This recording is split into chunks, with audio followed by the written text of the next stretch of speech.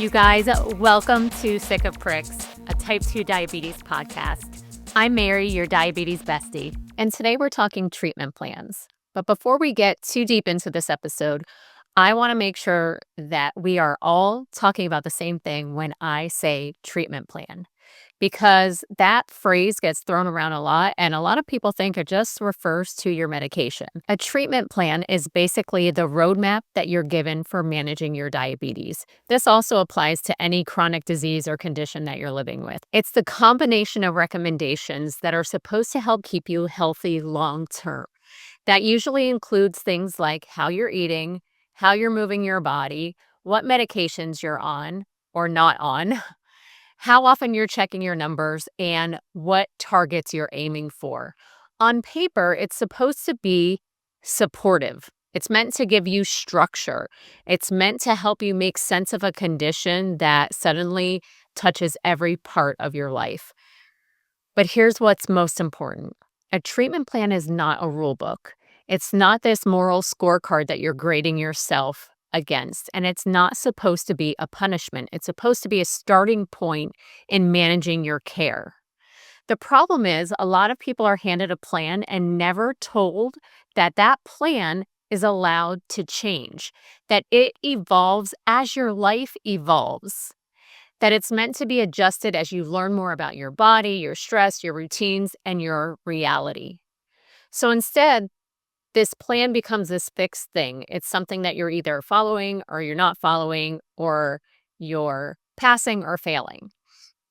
Something that you think you're good at or bad at. And that mindset creates a lot of pressure for us before we even get started. So that brings us back to the real question. Is your treatment plan actually working for you, or does it mostly look good on paper?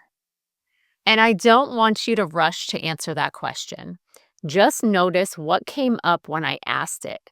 Because if your chest tightened, or your brain immediately went into defense mode, or you thought, well, kinda, all of that matters. Because here's the thing. A treatment plan can technically be working and still be sucking the life out of you. And nobody really prepares you for what to do when that happens. When you're diagnosed with diabetes, there's this assumption that once you leave the doctor's office with a plan, that the hard part is over. You've got the instructions, you've got goals, you've got numbers to aim for. Now all you have to do is follow through. But nobody talks about how the plan follows you. It shows up in your kitchen, shows up when you're out with friends, it shows up late at night when you're wondering, as you're replaying the day in your head, did you do everything right or did you mess up? Over time, that constant mental presence is really heavy. It gets overwhelming. It doesn't shut up, that voice, all day long. And at first, a lot of people don't even notice it, especially if you're someone who's super responsible.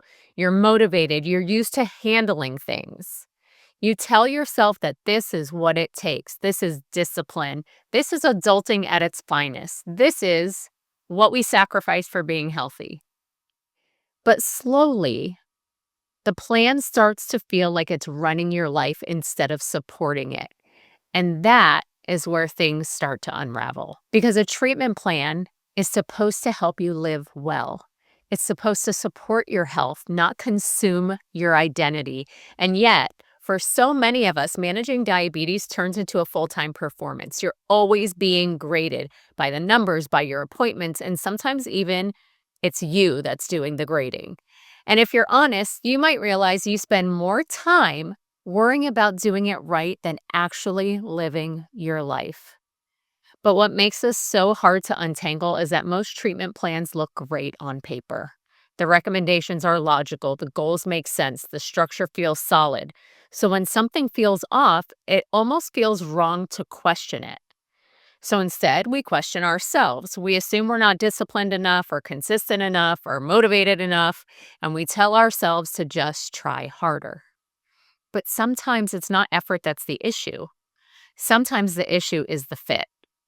There's a difference between a plan that manages diabetes and a plan that supports a human living with diabetes. One focuses on compliance and the other focuses on sustainability. And sustainability is actually what we need. There's also this quiet pressure that we feel to be a good patient, to stay quiet, to nod along, to not rock the boat, to show up with the right questions and the right numbers and the right answers, and to not admit when something feels overwhelming or unrealistic. So when people struggle, they don't always quit outright. Sometimes they just get quiet.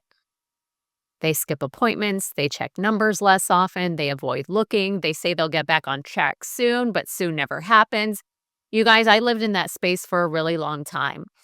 When I was newly diagnosed and even newly on my get serious and get healthy journey, I was trying to do so much at once and trying to find the perfect plan, the perfect medications, the perfect exercise, the perfect meal plan. And it got to be so much that I just retreated and I would cancel blood work appointments. I would cancel my doctor's appointments because I just didn't want to face it all. Okay. And it's not that I didn't care anymore. It was like this mix of burnout and shame. And I was embarrassed to face it and face my doctor and admit to her that I was having this trouble with my reality and combining my treatment plan into my reality to make it actually work for me. I thought if I couldn't do their plan their way, that was my shortcoming. And the reality is for all of us, we all have very different lives. We have different schedules, we have different work, different homes, different relationships, different careers, different everything, right? None of us are the same. So our treatment plans cannot just be cookie cutter for everybody. They have to be customized to our specific situation. I want to talk about something really important. There are signs that a treatment plan isn't actually working. And I want you to think about your treatment plan while I'm going over these. See how things add up for you. Sometimes it shows up as mental exhaustion, not physical tired, but that deep, constant tired of thinking about it all the time. Every choice feels like work. Even the right choices feel draining instead of empowering. Sometimes it shows up as anxiety. You're bracing for the next number, the next appointment, the next conversation where you feel like you have to explain or defend yourself.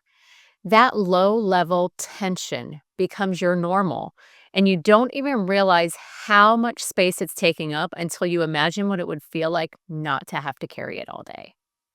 For some people, it shows up as avoidance. That was me. You don't stop caring, but you stop wanting to look. You delay checking, you postpone appointments, and then guilt creeps in, which makes the avoidance even worse. Others notice it in how they talk to themselves. Food choices feel loaded. Off days turn into spirals. You're either good or bad, on track or off the rails. There's no middle ground, no grace at all. And maybe the biggest sign of all is this feeling that your life is being organized around rules instead of values, restrictions instead of reality, around fear instead of trust. And none of these things mean that you're failing. They mean something isn't aligned. And alignment matters because effective and livable are not the same thing. A plan can technically control your blood sugar and still be completely unrealistic in real life. It can work beautifully in perfect conditions and fall apart the second stress, travel, illness, or chaos shows up. And since real life contains all of those things, a fragile plan is a risky one. A plan that actually works is one you can come back to when things go sideways. One that doesn't collapse the moment you have an off day, and one that doesn't punish you for being a human being. And I want to say something clearly because a lot of you need to hear it. You are allowed to outgrow a treatment plan. You're allowed to realize that what worked for you once doesn't fit anymore. And you're allowed to say, this isn't sustainable for me, and want to adjust instead of quit. That's not giving up. It's self-awareness, which brings us to the part that makes a lot of people nervous, talking to your doctor about it. Because realizing your plan isn't working is one thing, but saying it out loud in an exam room can feel a little scary. because sometimes we feel rushed, we feel dismissed, or we feel judged. So let's take some pressure off this. You don't need to have a perfect script. You don't need a bunch of medical jargon. You don't need to walk in with all the answers. What you need is honesty. Your lived experience is clinical information, and the mental load and sustainability matters.